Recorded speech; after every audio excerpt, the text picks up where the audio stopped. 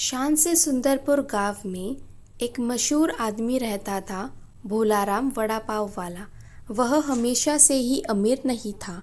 शुरुआत में उसके पास एक छोटा सा लकड़ी का ठेला था और एक टूटी फूटी कढ़ाई जिस पर एक डेंट भी था। लेकिन उसका वड़ा पाव, अरे वाह! एक निवाला लेते ही सबसे सख्त गांव वाले भी बच्चे जैसे मुस्कुराते। भोलाराम रोज सुबह 4 बजे उठता। वह ताजी चटनी पीसता, कुछ सुनहरे बटाटे वड़े तलता, पाव पर इत्तर की तरह मक्खन फैलाता और हर किसी को मुस्कुराकर खिलाता। कुछ ही दिनों में आसपास के गांव वाले आने लगे। भैया, एक वड़ा पाव पैक कर देना और चटनी थोड़ी ज़्यादा देना। धीरे धीरे भोलाराम का ठेला सुंदरपुर का दिल बन गया। एक गर्मी के दोपहर एक शहर का एक फूड ब्लॉगर गांव में आया। उसने भोलाराम का वड़ा पाव खाया और चिल्लाया, ये तो पूरे राज्य का सबसे बढ़िया वड़ा पाव है।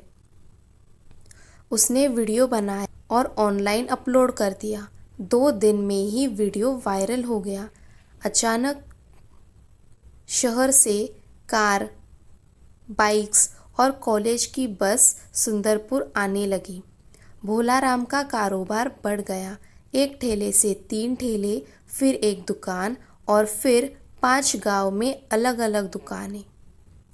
उसकी कमाई इतनी तेजी से बढ़ने लगी कि सरपंच भी बोले, भोलाराम बेटा, मुझे भी बिजनेस सिखाओ।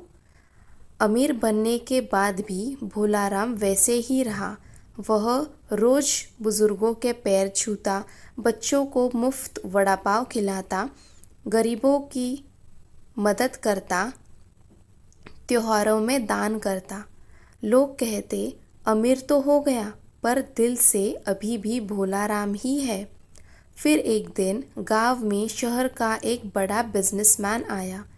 उसने एक शानदार फास्ट फूड वैन लगाई। बड़े बड़े पोस्टर, तेज म्यूजिक, चमकती लाइट। गांव वाले उत्साहित हो गए और उधर भागे।